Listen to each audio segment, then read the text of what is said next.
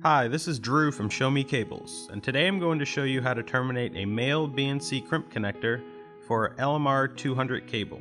This is a two-piece connector, which means the pin is pre-installed in the connector housing. The only other piece is the ferrule.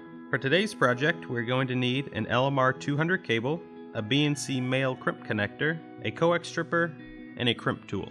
To begin, take your coax stripper and remove the outer jacket and dielectric of the cable.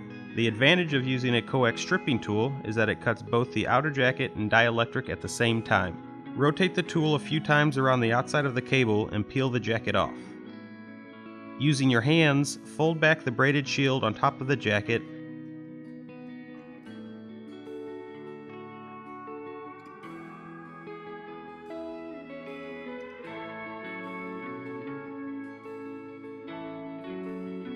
and slide the ferrule over the braid and the jacket.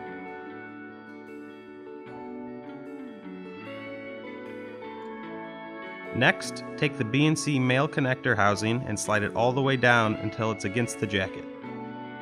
Slide the ferrule back over the jacket, making sure it folds the braid onto the connector.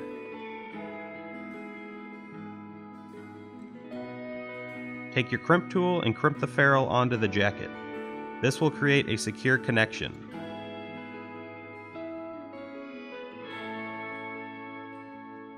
Give it a tug for testing to make sure it's properly seated.